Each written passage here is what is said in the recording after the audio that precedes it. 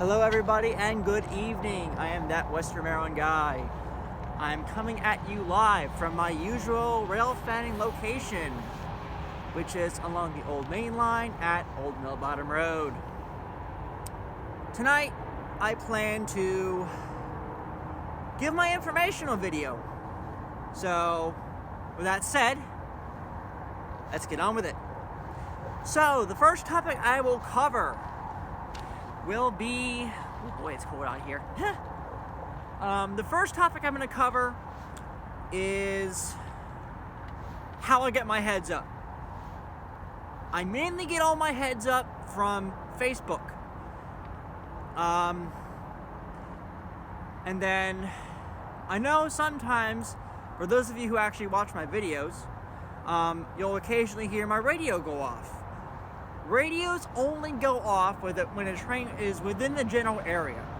So let's say, for example, I'm at Shenandoah Junction. And I have an eastbound train coming. I won't know it is coming until either I hear something over the radio or I get an HOT sound. HOT stands for Head of Train Device, and EOT stands for End of Train Device. HOT makes a short air, whereas the EOT makes a air sound. I know that's a really weird sound coming from me, but it's the only way I can explain it.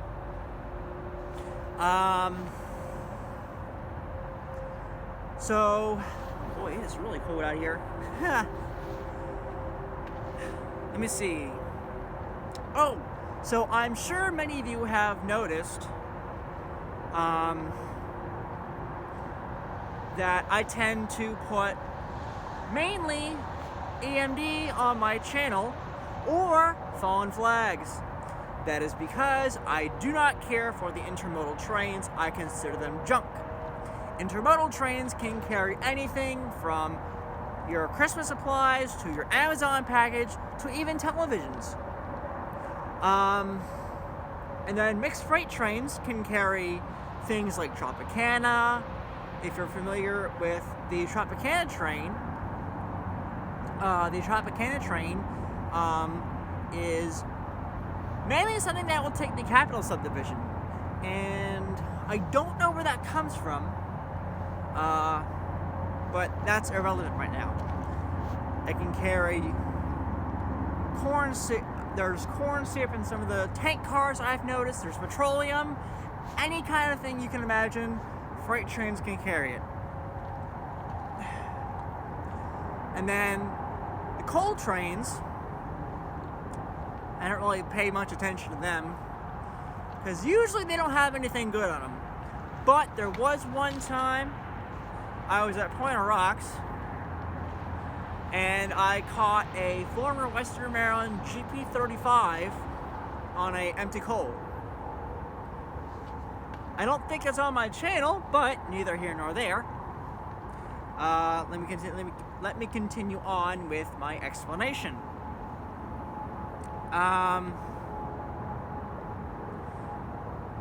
So, a lot of my heads up, as I said, comes from Facebook. I also get it from Facebook Messenger. When it comes to railfanning, it's all about who you know and who you can trust. So, when it comes to railfanning, as I said before, it's all about who you know. So, as an example, Philip Lee. Philip Lee is a great person to talk to. He's very nice, and he's always got a good joke to tell. He's always got some way of making you laugh.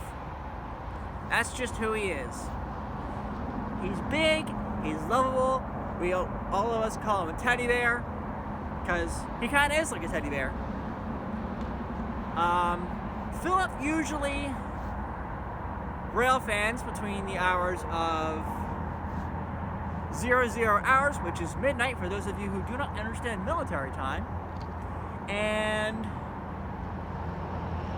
I would say about 0900 hours or so, which is military time for 9 o'clock in the morning. So he's usually out for a good amount of time. Sometimes he'll even railfan until 12, staying up a full 12 hours. Sometimes even more, staying up for a total of 13 hours.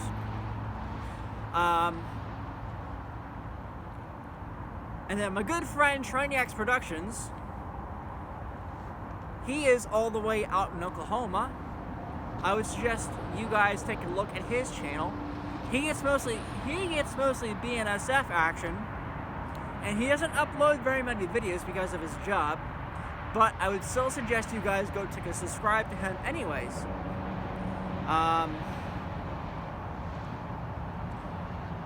And then, let me see. I'm trying to think, oh, right. So, IDs. IDs are everything when it comes to trains. So, for example, around the Cumberland sub, where I mainly railfan, these are the IDs that I hear, and these are the symbols. So, symbols, I'm not talking about things like pi or square or anything like that. No, I'm actually talking about letters. So, let me give you an example. What the hell?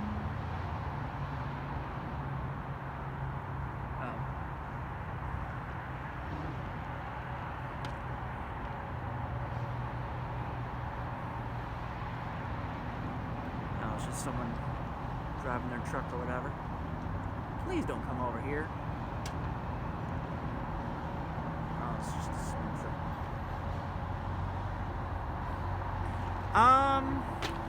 Let me see.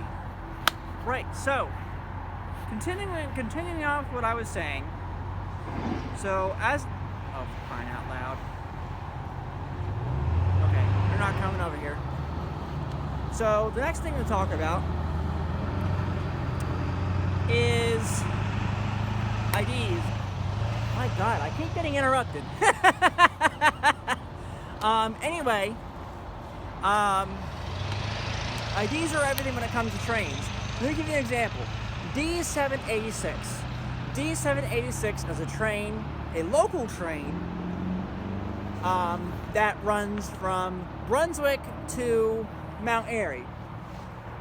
He works the plant just a little further up the tracks here. It's just a little up to my left there. You can't see it because it's night. And then another example would be Q372. Q372 runs from Cumberland, Maryland to, I believe, Delaware. Beforehand, it was Q332, and then before that, it was Q348. The reason behind these IDs being switched is because of COVID-19. I will not talk about COVID-19 in this video because there's other places where you can find stuff like that. Statistics, science, stuff like that. I'm not going to talk about that. I'm here to talk about trains, and with that being said, back to trains. So the letters you will hear around the Cumberland sub are as follows. D, B for Bravo, D for Delta in case you didn't hear it earlier,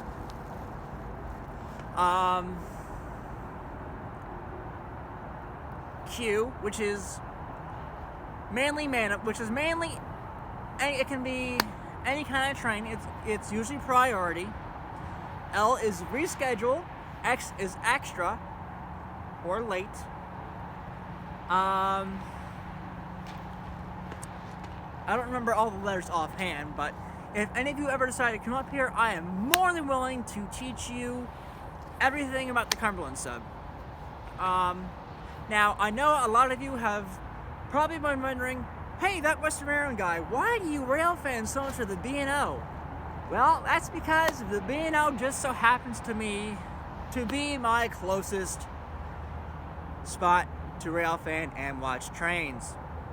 If the Western Maryland were still around, would I railfan them every day of the week? You bet your bottom dollar I would.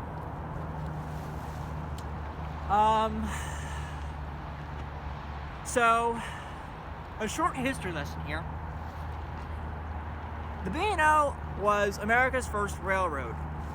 The B&O had 13 miles of track that ran from Baltimore, not from St. Denis. The actual Baltimore, Ohio Railroad Museum is where the first mile of track began.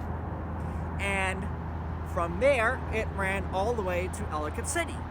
That is known as the original 13 miles of the old main line. And of course, as time went on, it expanded and expanded and expanded to all across the country. CSX is mainly a East Coast railway with occasional visitors from BNSF.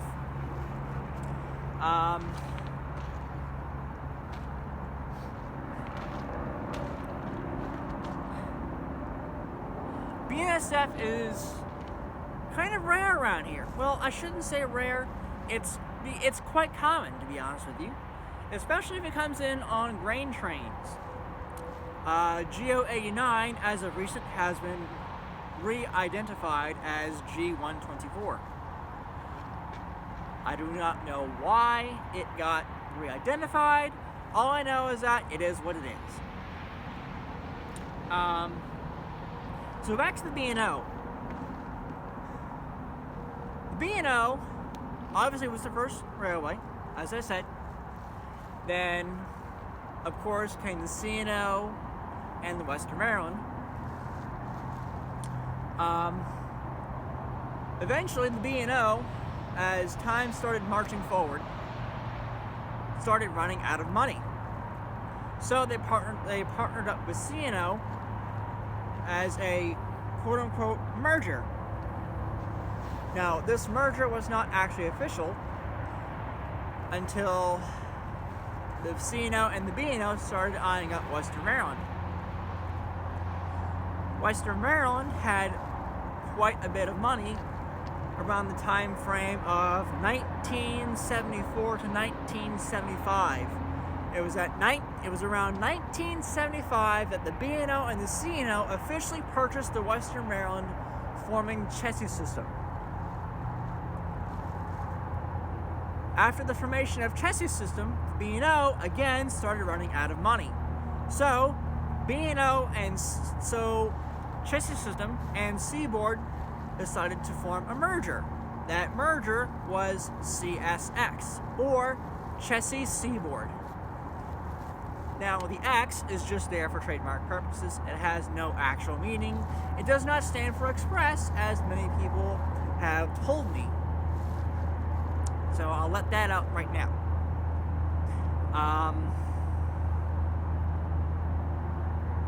Now, when it comes to railfanning at locations, know where it's safe and where it's not. I almost never railfan in Baltimore because, one, it's very far away from where I am. It's about a 45-minute drive, and two, it's not very safe because of all the gangs there. Now, when it comes to places like Shenandoah Junction or Hagerstown or, say, for example, Antietam, where I recently started railfanning, it's quite safe. Now, if you ever feel like you are in a location that is absolutely sketchy, it never hurts to have a means of self-defense on you. I am absolutely advocating for your own protection when you are out railfanning, because I always want people to railfan safely. Now, the best means of self-defense is a knife. When it comes to ownership of knives, make sure you follow your state and local guidelines as to what is appropriate and what is not in terms of owning knives. A pocket knife or a switchblade or even a dagger. Again, just read up on your state and local guidelines, and again, just be safe.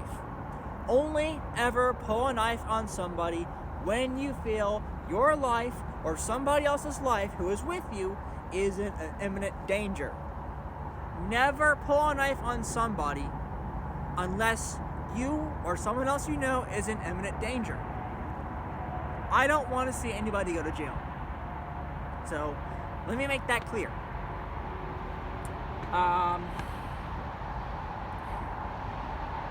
And then, when it comes to learning the territory, don't be afraid to talk to people. If you're shy, step out of your comfort zone, speak to people. You might learn something. Because that's how I first started railfanning. At first, I always railfanned alone. But as time went on, I eventually started meeting people. I met my good friend Philip Lee. I met my good friend Old Main Productions, and things like that. It never hurts to ask. Never hurts to have a conversation. Always be polite, always be respectful. Because that's how you get people to respect you.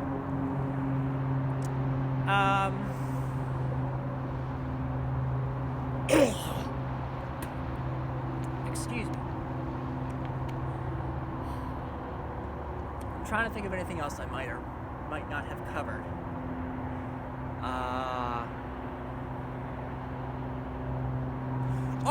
Trespassing. So, trespassing, as I have said before in one of my previous videos, I highly condemn it. I do not suggest trespassing. Don't trespass. The safest distance you could be from the tracks is about where I'm standing right now. Well, perhaps a little farther back. But always play it safe when it comes to trains. Now, I don't know if those of you who grew up on the I Love Toy Trains videos are familiar with the song Stop, Look, and Listen, but there's a reason why they say stop, look, and listen. Because there are some places where trains do not blow their horns and it can easily sneak up on you. Now, this isn't always the case. Around the Cumberland sub, there are no quiet zones, meaning there are no places where the train does not blow their horn. I'm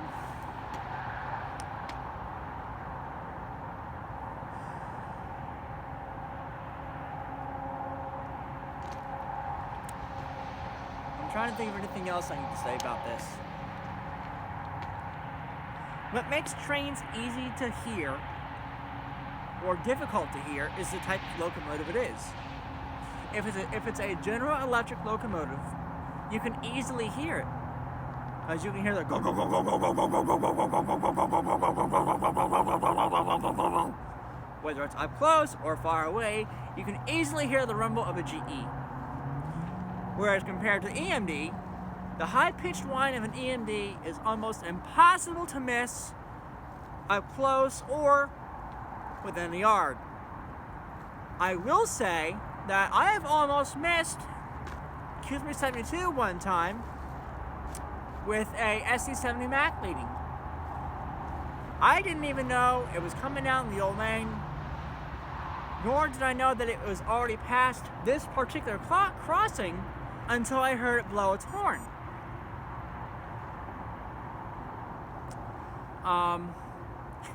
Funny story about that. I was outside working, and I was listening for it. I knew the train was coming. I didn't know where it was.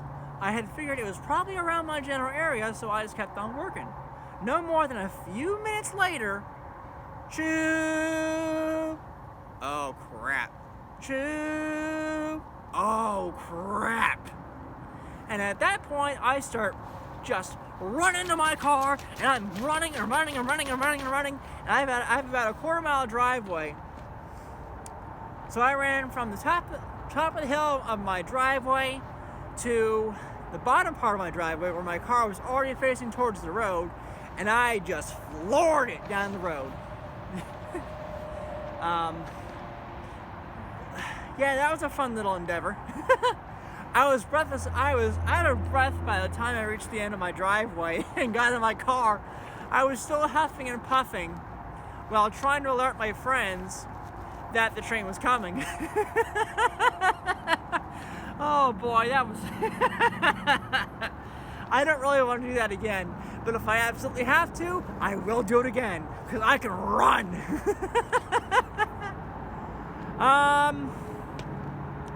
So yeah, I noticed that some of my new subscribers, you guys don't really know your trains. You don't really seem to know the IDs. With that, I should probably discuss radios. When it comes to radios,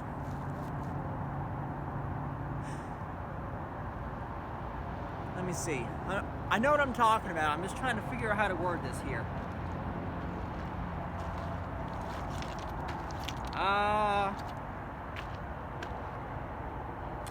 So, I would say that when it comes to radios, either Union Bearcat or Uniden or Uniden, however you say it, or Baofeng. Those are the 3 radio name brands that I would suggest. It never hurts to look at Google or even ask people if you're not sure what the local radio frequencies are. Don't be afraid to ask, because there's no such thing as a stupid question.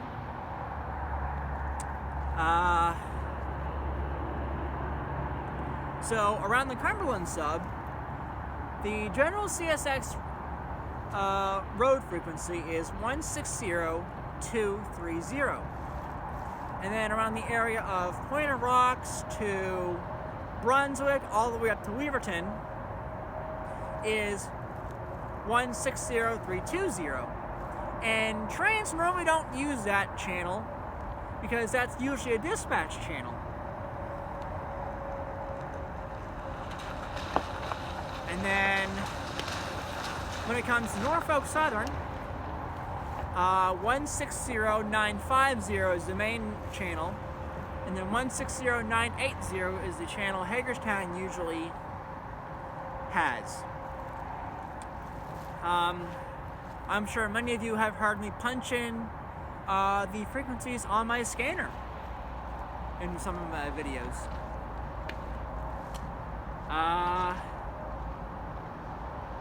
I know this is not much of an informational video, but it's the best I can do on such a short notice. So, with that said, I think I've covered just about everything. Let me end on this. Be nice to each other. Be friendly to each other. Don't be afraid to ask questions. And railfan safely. With that, Western Maryland guy, is signing off.